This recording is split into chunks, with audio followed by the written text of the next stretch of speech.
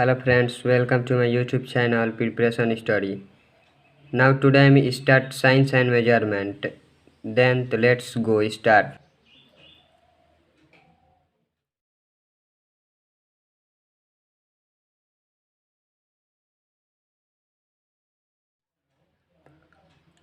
देखिए, विज्ञान और मापन। इस चैप्टर में हम लोग को पढ़ना है विज्ञान और मापन। तो विज्ञान किसे कहते हैं? फर्स्ट चैप्टर में हम लोग को पढ़ना है विज्ञान किसे कहते हैं। सावधानी पूर्वक और क्रमबद्ध तरीके से किए गए प्रयोगों और परीक्षणों द्वारा प्राप्त ज्ञान को ही विज्ञान कहते हैं। जैसा कि हम लोग पढ़े कि विज्ञान किसे कहते हैं, तो कोई भी काम सावधानी पूर्वक, जैसे कोई भी कार्य जैसे हम लोग सावधानी पूर्वक करते हैं, तो उसमें यही बताया गया कि सावधानी पूर्वक और क्रमबद्ध तरीके से किए गए प्रयोगों और परीक्षणों द्वारा प्राप्त ज्ञान को ही विज्ञान कहते हैं। मतलब कोई भी कार्य जब सावधानी पूर्वक होता है तो सावधानी पूर्वक किए गए प्रयोगों, मतलब कोई भी कार्य हम सावधानी पूर्वक करते हैं तो उसका किए गए प्रयोग को ही विज्ञान कहते हैं। यानी ऐसे भी हम बोल सकते हैं कि कोई भी विशेष ज्ञान को हम विज्ञान कहते हैं। विज्ञान की दो मुख्य शाखाएं हैं, मतलब कि विज्ञान की दो मुख्य शाखाएं होती है।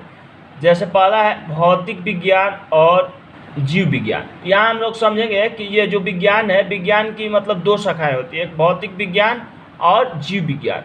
तो भौतिक विज्ञान का संबंध निर्जीव पदार्थों और उनसे संबंध घटनाओं से होता है। यहाँ हम लोग ध्यान देंगे कि एक होता है सजीव, एक निर्जीव। तो सजीव निर्जीव में क्या अंतर है, यहाँ ध्यान देंगे। सजीव जो कि चल सकता है, घूम सकता है, भोजन ग्रहण कर सकता है, और निर्जीव वस्तु जो कि चल नहीं सकता है जब तक हम लोग यहाँ से उठा करके ले नहीं जाए, जिसमें प्रजनन की शक्ति न हो, वे निर्जीव होता है। अब यहाँ हम लोग को समझना है कि भौतिक विज्ञान और जीव विज्ञान। तो जैसे ही हम लोग समझेंगे कि भौतिक विज्ञान का संबंध निर्जीव पदार्थों और उनसे संबंध घटनाओं से होता है, मतलब कि जितने भी निर्जीव पदार्थ है उनसे भौतिक विज्ञान का संबंध है। यहाँ समझेंगे कि भौतिक विज्ञान का संबंध निर्जीव वस्तुओं से होता है, निर्जीव घटनाओं से होता है, जबकि जीव विज्ञान का संबंध सजीव पदार्थों और उनमें संबंधित घटनाओं से है। मतलब कि यहाँ तो हम लोग समझ गए कि निर्जीव वस्तु से भौतिक विज्ञान का संबंध है, और यहाँ पर जीव विज्ञान का संबंध सजीव पदार्थों से संबंधित घटनाओं का है। अब देखिए आगे हम लोग पढ़ेंगे भौतिक विज्ञान की दो शाखाएं। यहाँ तो पढ़ लिए थे हम लोग कि भौतिक विज्ञान, जीव विज्ञान, लेकिन यहाँ हम लोग पढ़ेंगे भौतिक विज्ञान की दो शाखाएं। भौतिकी, जैसे हम लोग फिजिक्स बोलते हैं, भौतिकी को फिजिक्स बोलते हैं, एवं रसायन शास्त्र जिसे हम केमिस्ट्री बोलते हैं। यहाँ समझ गए। यहाँ समझना है कि जीव विज्ञान की भी दो शाखाएं हैं, यानी कि यहाँ भौतिक विज्ञान की दो शाखाएं हो गई।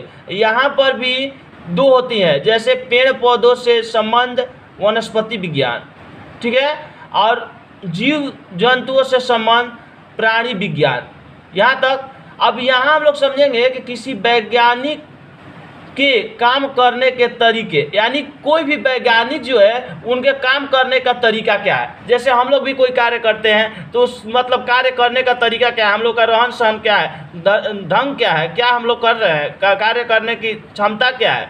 तो किसी वैज्ञानिक के काम करने के तरीके, अर्थात वैज्ञानिक विधि के 5 मुख्य अंग हैं। यानी कि यहाँ पर पहला देखेंगे घटनाओं का सावधानी पूर्वक किया गया प्रेक्षण, यानी कि कोई भी घटनाओं का सावधानी पूर्वक किया गया प्रेक्षण, फर्स्ट हो गया। यहाँ सेकंड है संभावित कारणों का अनुमान लगाना। कोई भी मतलब कि कोई भी कार्य हो रहा है तो उसका कारण का अनुमान लगाना, कि मतलब कि कोई भी कार्य किस तरह का हो रहा है, इसका कारण क्या है। अब यहाँ है 3 नंबर पढ़ेंगे कि परीक्षणों और प्रयोगों द्वारा उन कारणों की जांच। कोई भी कार्य है, मतलब कि कोई काम गलत कर दे रहा है तो उसका कारण जांच करना, कि मतलब कि कार्य गलत है या सही है, उसके बारे में इसका वर्णन, यानी परीक्षणों और प्रयोगों द्वारा उन कारणों की जांच। अब चौथा है कि जांचों के आधार पर किया गया किसी निष्कर्ष पर पहुंचना, मतलब कि कोई भी जांच के आधार पर किसी निष्कर्ष पर पहुंचना, मतलब कि देखिए जांचों के आधार पर किसी निष्कर्ष पर पहुंचे, मतलब कि कोई भी जांच हो रहा है तो जांच करने के बाद कोई भी निष्कर्ष पर पहुंचना, मतलब कि कारण, मतलब किस तरह का निष्कर्ष निकला हुआ है, सही तरीका है या नहीं है उसके बारे में पहुंचना। और 5 नंबर पढ़ेंगे आवश्यकता अनुसार विचारों और सोच में अपरिहार्य परिवर्तन करना। अब यहाँ हम लोग ध्यान देंगे बाबू कि आवश्यकता अनुसार विचारों और सोच में अपरिहार्य परिवर्तन करना। अब यहाँ से ध्यान देंगे कि वैज्ञानिक किसी एक राष्ट्र या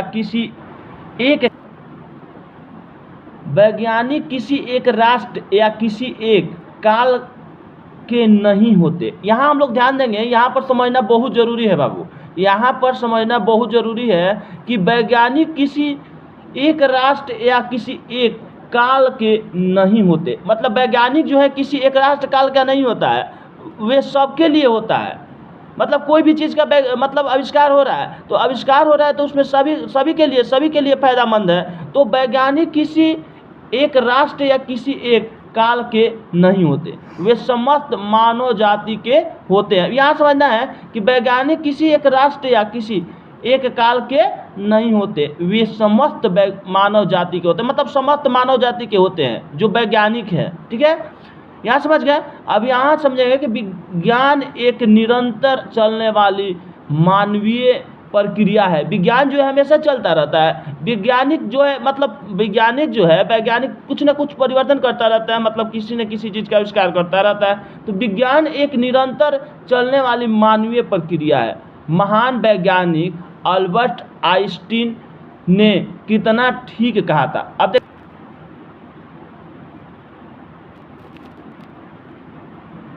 देखिए, अल्बर्ट आइंस्टाइन ने कितना ठीक कहा था। मतलब जो एक वैज्ञानिक है अल्बर्ट आइंस्टाइन ने कितना ठीक कहा था, मतलब कि कुछ कहा था उसके बारे में। यहाँ देखिए, इस बात को हमेशा याद रखना कि जो अद्भुत बातें तुम अपने विद्यालयों में सीखते हो। मतलब कि कोई भी का जैसे मतलब पढ़ने के लिए हम लोग अपने मतलब स्कूल में भी यानी विद्यालय में सीखते हैं, हमारे जो है टीचर सिखाते हैं। तो इस बात को हमेशा याद रखना कि जो अद्भुत बातें तुम अपने विद्यालयों में सीखते हो वे संसार के सारे देशों में कई पीढ़ियों द्वारा उत्साहपूर्वक किए गए प्रयास और अनवरत परिश्रम का ही फल है। मतलब कि जो हम लोग विद्यालय में सीखते हैं उसका ही फल है कि हम लोग परिश्रम करते हैं, परिश्रम का ही फल है।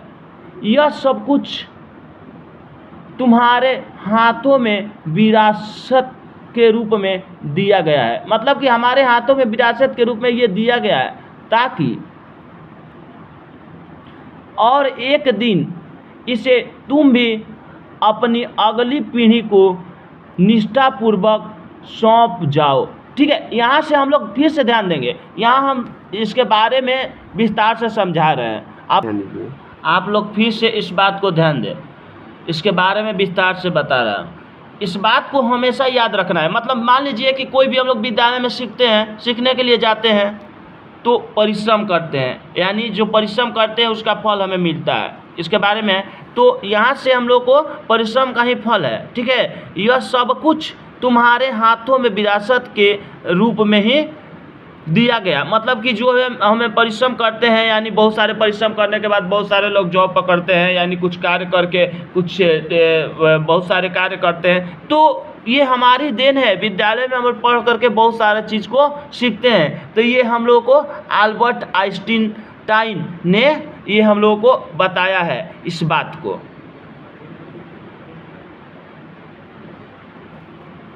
तो आज के लिए बस इतना ही। तो आगे के पाठ में हम लोग यानी आगे जो हम लोग वीडियो बनाएंगे तो उस वीडियो में मापन के बारे में पढ़ेंगे।